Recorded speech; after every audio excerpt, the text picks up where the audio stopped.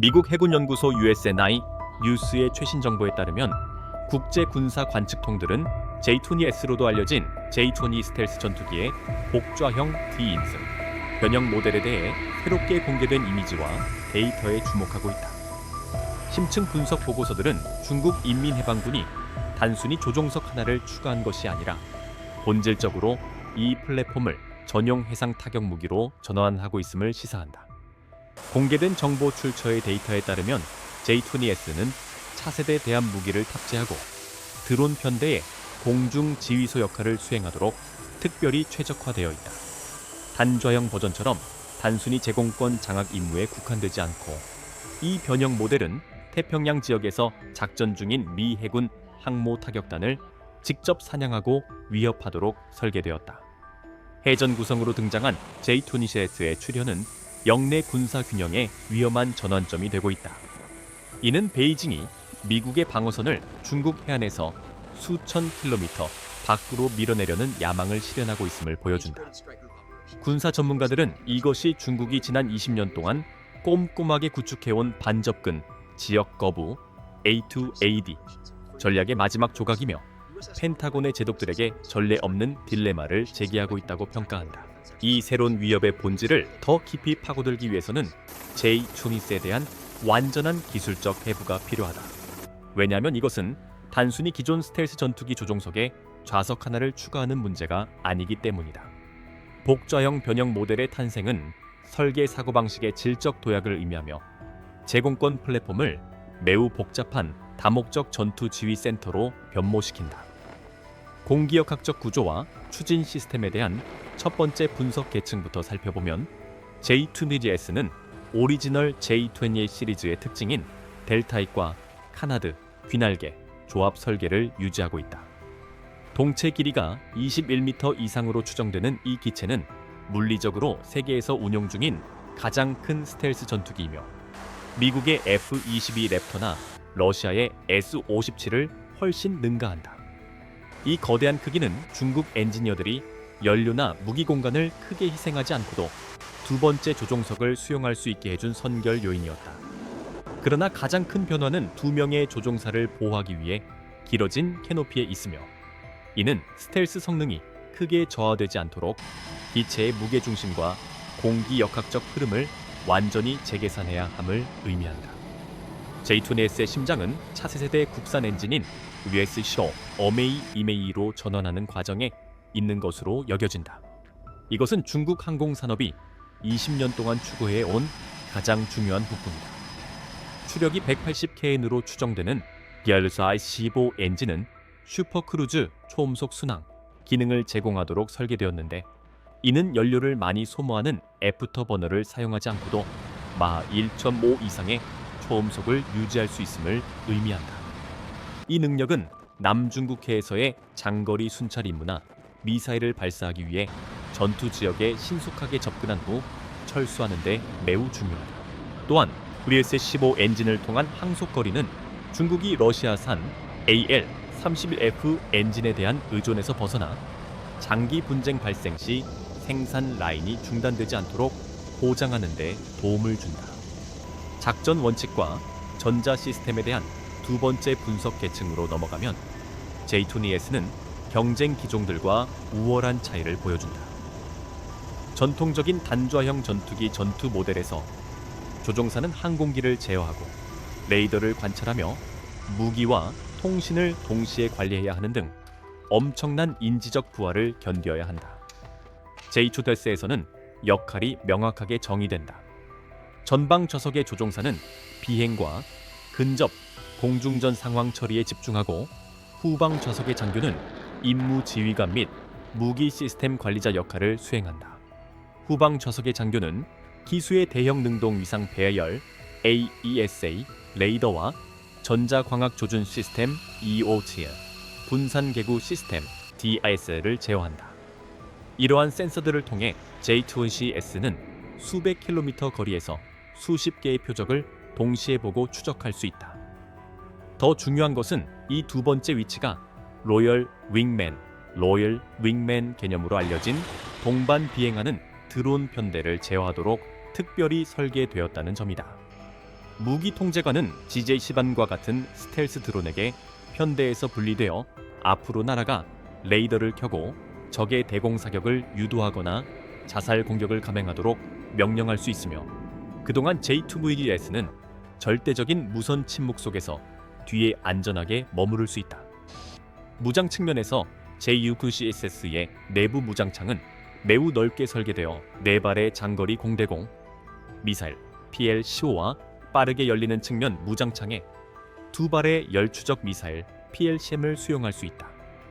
PL-15 미사일은 사거리가 200-300km로 추정되는 능동 레이더를 사용하며 AWACS 킬러, 즉 조기 경보기 킬러라는 별명을 가지고 있다. 그러나 대함 임무를 위해 군사 전문가들은 J2ES가 새로운 유형의 소형 대함 순항 미사일을 탑재하거나 지상에서 발사되는 DF-21T와 같은 장거리 대함 탄도 미사일의 유도 역할을 할 것으로 보고 있다. J2ES의 스텔스 능력과 탄도 미사일의 파괴력 결합은 막기 어려운 킬체인을 생성한다.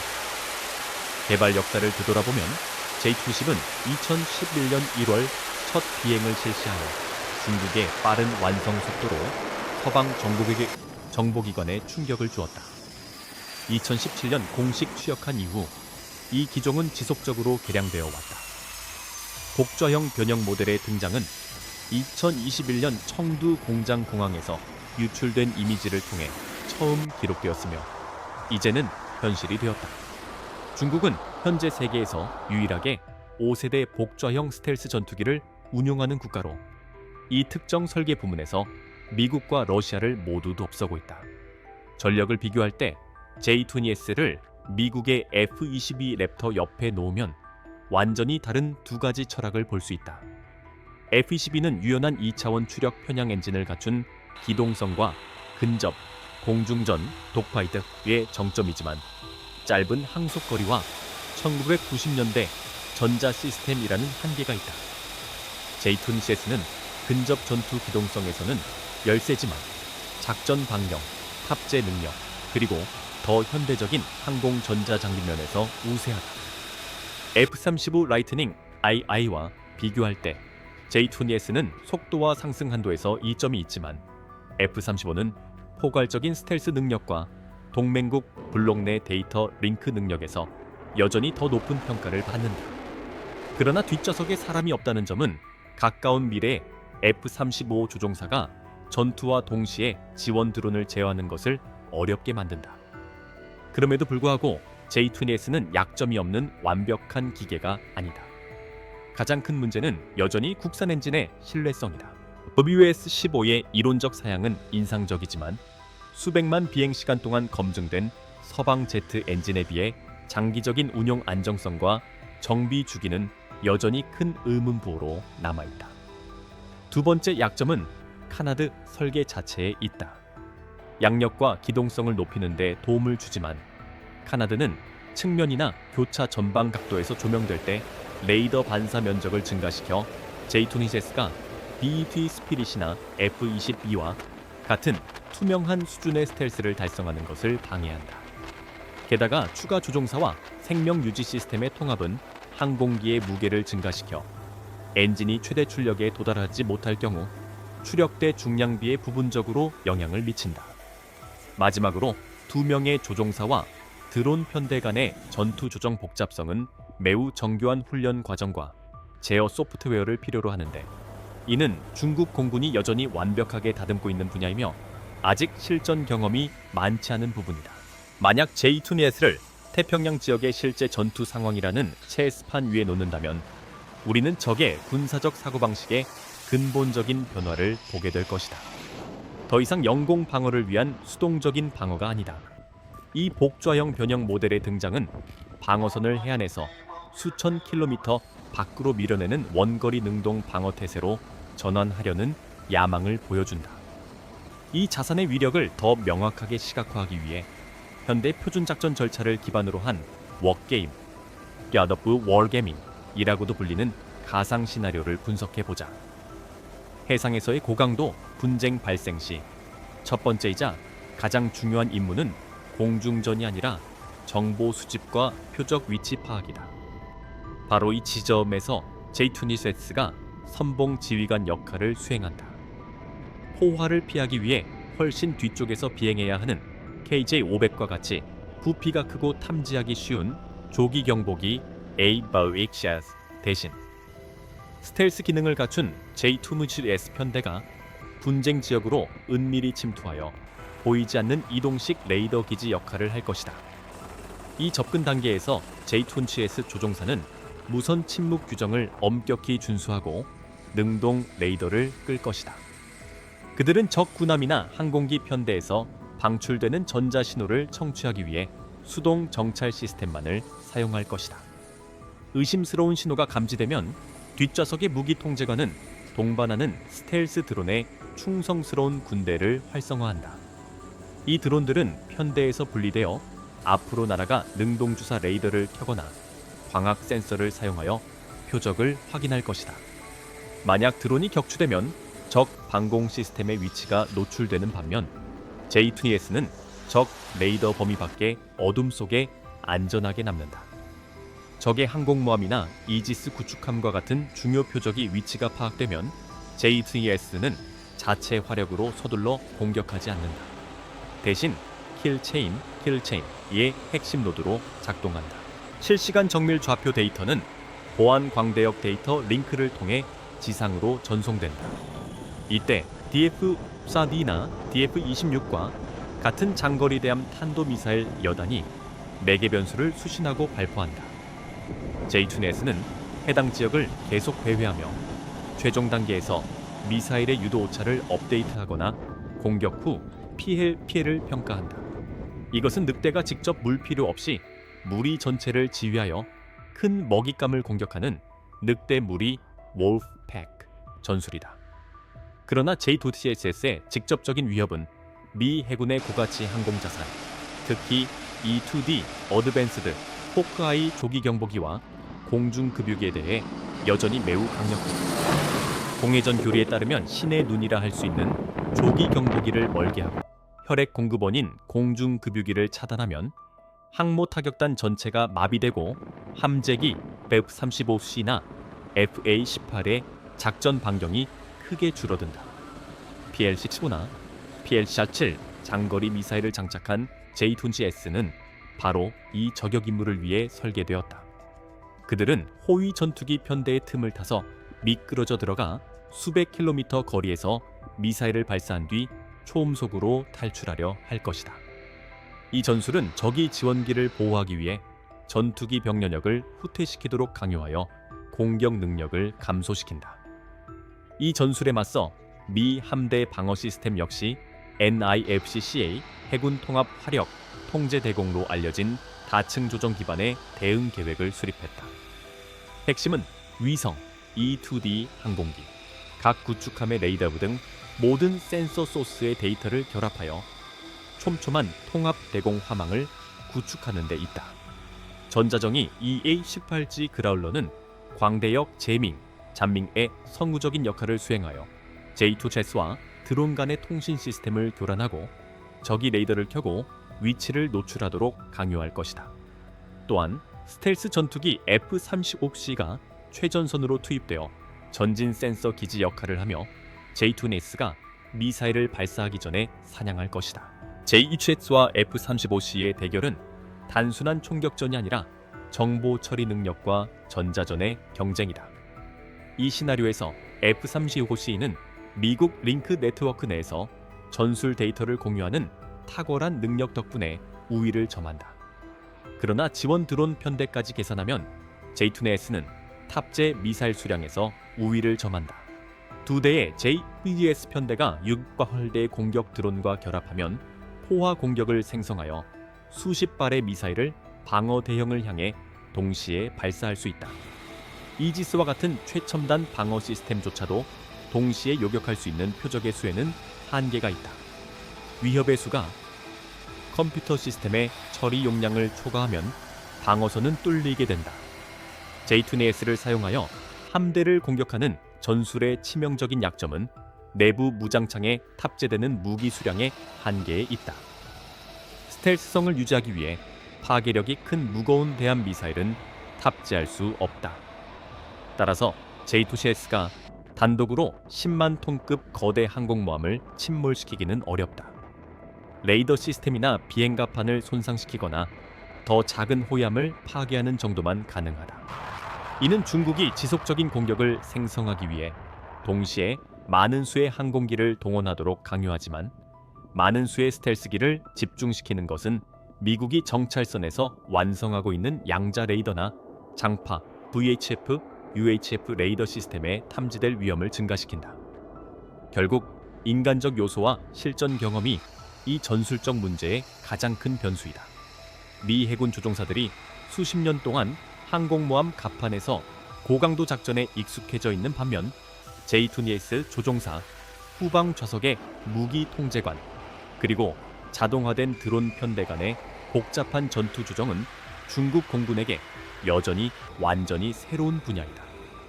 고속 전투에서 방대한 데이터 흐름을 관리하는 복잡성은 승무원에게 인지적 과부하를 초래할 수 있으며 훈련이 잘 되어 있지 않다면 기술적 이점을 심리적 부담으로 바꿀 수 있다.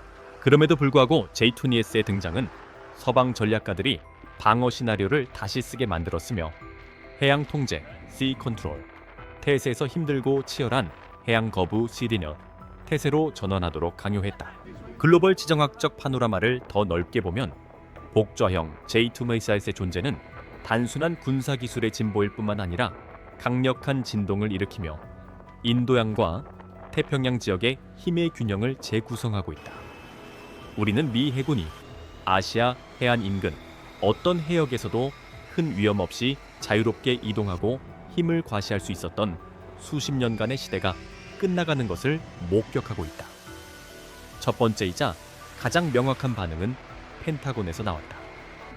J2ES나 대함 탄도 미사일과 같은 자산의 부상은 미국으로 하여금 냉전 이후 존재해온 병력 배치에 대한 사고방식을 완전히 바꾸도록 강요했다. 신속 전투 운용, 즉 ACEI (Agile Combat Employment) 전략이 미 공군에 의해 가속화되고 있다. 미국은 일본의 가데나나 괌과 같이 거대하지만 고정되어 있어 취약한 기지에 전투기와 군함을 집중시키는 대신 태평양의 수백 개 작은 야전 비행장에 병력을 분산시키고 있다. 이 전략의 목표는 적의 공격 문제를 복잡하게 만들어 J2ES 편대가 미국의 공중전 능력을 무력화하기 위해 한 지점에 화력을 집중할 수 없게 만드는 것이다. 이 지역의 미국 동맹국들, 특히 일본의 경우 영공 근처에서 작전하는 J2ES의 등장은 전례 없는 군비 경쟁을 촉발했다. 도쿄는 노후화된 F-64J 함대나 심지어 새로 구매한 F-35조차도 드론의 지원을 받는 압도적인 수의 J2GS와 맞서야 한다면 큰 어려움에 직면할 것임을 깨달았다. 그렇기 때문에 일본은 영국, 이탈리아와 함께 6세대 글로벌 공중전 프로그램인 GCAP 개발에 총력을 기울이고 있다. 이것은 J2심스에 대한 직접적인 대응으로 상대보다 더 정교한 우수한 인공지능과 드론, DE의 스왑, 제어 능력을 갖춘 전투기 라인을 만드는 것을 목표로 한다. J2ES의 영향은 국제 법적 문제, 특히 1982년 UN 해양법 협약 UNCLOS에도 미친다. 공중급유 시 남중국해의 거의 전역을 커버하는 작전 반경을 가진 J2CS 비행대의 상시 주도는 항행의 자유와 민간 항공 활동, 보이지 않는 무거운 심리적 압박을 가할 것이다. 반접근 지역 거부 구역, 즉 A2AD 개념은 본질적으로 현상 유지를 일방적으로 변경하여 공해를 군사력으로 통제되는 뒷마당으로 바꾸려는 노력이다. 이는 이 지역을 통과하는 수조 달러 규모의 세계 해상 무역 동맥을 직접적으로 위협하며 유럽 국가들과 나토 블록이 목소리를 높이고 통행의 자유를 확인하기 위해 군함을 파견하도록 강요하고 있다. 덜 언급되지만 매우 위험한 또 다른 지정학적 측면은 기술 수출의 위험이다.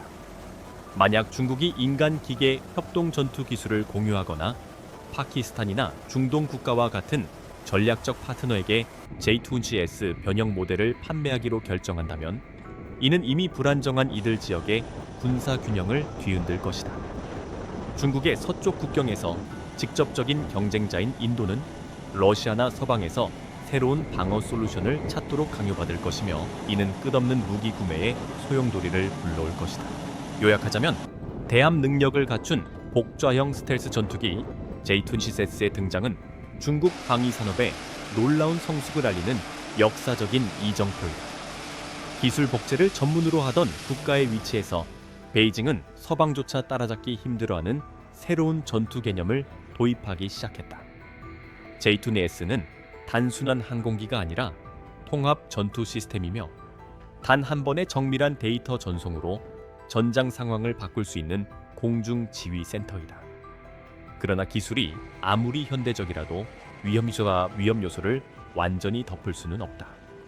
작전의 복잡성, 국산 엔진의 신뢰성, 그리고 특히 실전 경험은 이 공군이 직면해야 할 아킬레스건으로 남아있다. 태평양의 하늘과 해수면을 장악하기 위한 경쟁은 가장 긴장된 국면으로 접어들고 있다. 한쪽에는 풍부한 경험과 방대한 동맹 네트워크를 갖춘 기존의 군사 초강대국이 있고, 다른 한쪽에는 현기증 나는 기술 개발 속도와 숨기지 않는 야망을 가진 신흥 강국이 있다. 미래에 대한 열린 질문은 어느 쪽이 더 많은 항공기를 보유하느냐가 아니라 어느 쪽이 전쟁 알고리즘과 인간 지능과 인공지능 간의 조화를 더 빨리 마스터하느냐이다. J-26S의 등장은 상호 억제를 통해 평화를 촉진하는 지렛대가 될 것인가, 아니면 실제 충돌로 이어지는 오판을 점화하는 도화선이 될 것인가? 답은 아직 앞에 놓여 있지만, 한 가지 확실한 것은 이제부터 태평양의 하늘은 더 이상 고요하지 않을 것이라는 점이다.